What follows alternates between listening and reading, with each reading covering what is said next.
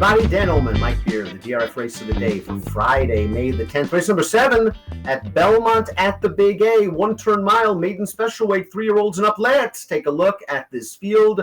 I think there's going to be a heavy favorite in this race, Mike, in the 7, Military Road, who's earned some strong Beyer speed figures down at Gulfstream for Christophe Clement. It's a little bit of a standout at this point, Dan. For some reason, I'm not buying into this horse, but there's really a scenario here where he's just too good for these horses, goes off at a short price and wins.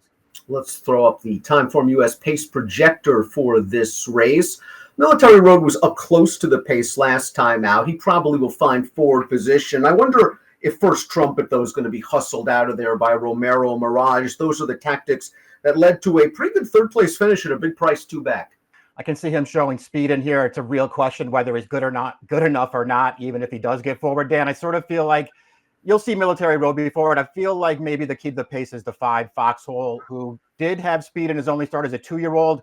Didn't show it off the layoff last time, but he got bumped very hard at the start last time. If the pace is hot, keep an eye on the 8 True Connection. Note the LP flag over his chiclet. That indicates he has the fastest Timeform US late pace rating. We're going to start things off with First Trumpet, who's moving turf to dirt.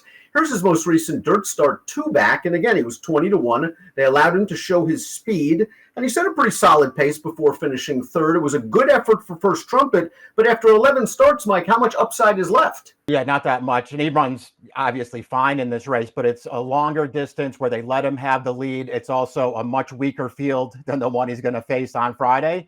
And when all is said and done, Dan, he's just not good enough to win this race with a 72 Beyer speed figure. Got to do a lot better than that. Number 2 is Direct Channel, one of 2 first-time starters in the race. This one goes out for trainer Rick Dutrow, wintered with Dutrow in Southern California. Long string of workouts leading up to this one. A $160,000 son of Uncle Mo. This is the family of Take Charge Indy, so there is some routability there.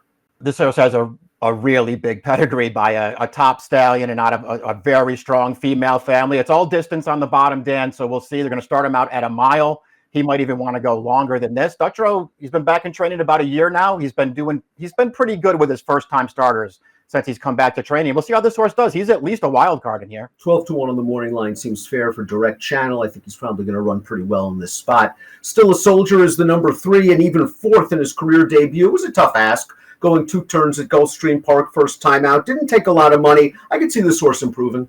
I can too. He was a little green in that race. He also had some traffic trouble into the first turn there. He steadied, he lost position, and then they just sort of stayed inside with him all the way. He did some chasing, he got tired at the end.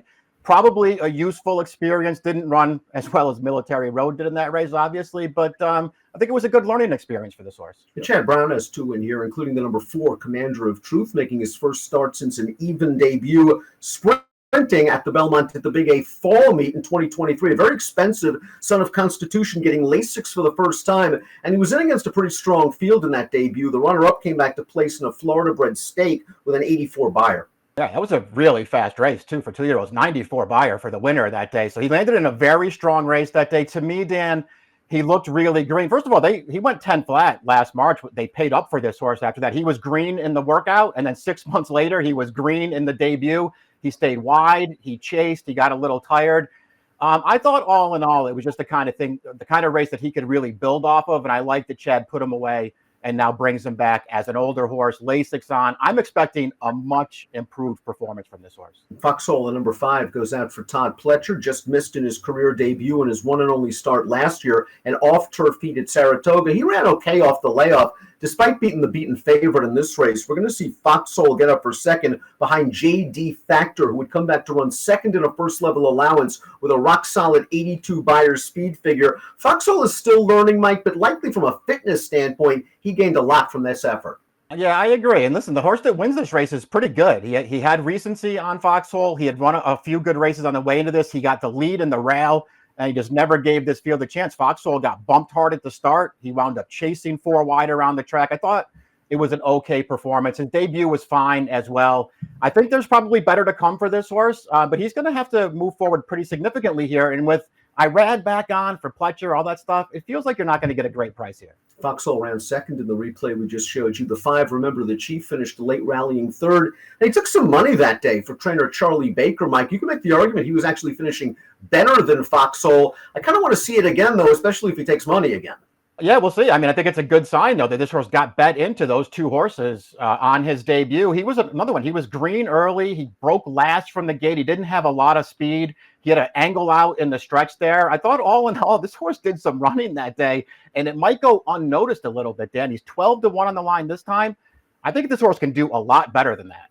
Military Road, the number 7, is going to be the favorite. He's hit the board in all 3 starts, and he's faced some strong competition. Horses like Conquest Warrior, horses like Top Connor, horses that had some buzz and are likely to be stakes horses in the future. Here's his most recent race at Gulfstream, a 2-turn mile and a 16th event. He broke inward a bit at the start. Then he's chasing this odds-on favorite, and they have been involved in a prolonged battle now for about a furlong and a half. He finally gets the better of the favorite, and here comes a long shot to knock them both off. Yeah, Pletcher, first-time starter, is going to come from off the pace and run him down. I do think it's at least worth noting that Invigorate, the horse that won that race, came back, and he was terrible last weekend in his next start at Churchill Downs, but he did run in another really tough race there. So, I don't know. We'll see, Dan. I mean, I'm not going to advocate too hard for this horse at a short price, but I think it's pretty much all there on paper. He's running 3 pretty solid maiden races. He's run well in all of them. Maybe he's finally found the right field. True Connection's the number 8. This is another horse that's hit the board in all 3 starts. He goes out for an underrated trainer in Jimmy Ryerson, and he has a pretty potent stretch kick. He was 4th last time out, finishing just behind First Trumpet. This is a horse that, though, needs a little bit of pace because it doesn't look like he has any speed whatsoever. It's the one thing that I don't like about him. I understand why they tried to stretch him out last time. It wasn't a terrible performance, but I don't think he got any better with the longer distance, so I like him coming back to a 1-turn mile here. Thought his debut was good. I thought his second start was good. They were both on wet tracks. I'm concerned about his running style, but I think this is another horse. He could get, I mean, he's 5-2, 2 starts back. He's less than 2-1 last time. It's going to be a price in here, and he's okay. Coming in the field is the 9, Unmatched Wisdom. This is a first-time starter trained by Chad Brown. What a sell-up. $25,000 yearling all the way up to $450,000 as a 2-year-old in training after breezing a furlong in 10 flat. He's by Cairo Prince. It's the family of Bluegrass winner Bandini. They're going to debut him going long. Yeah, debut going a mile is not easy to do, but they did pay up for this horse. Chad's okay with first-time starters, especially when he runs them in races like this. I won't be surprised when he runs well. This is not an easy spot, though, Dan. You have a big favorite to deal with, and you have several other horses who have already run and have already run pretty well. Before we take a look at our top selections, please click the subscribe button on the Daily Racing Form YouTube channel for the latest DRF videos. Top pick time, Friday race of the day, promising maiden bunch. You're going with the 4, Commander of Truth, likely to benefit from that layoff, come back bigger and stronger with Lasix on.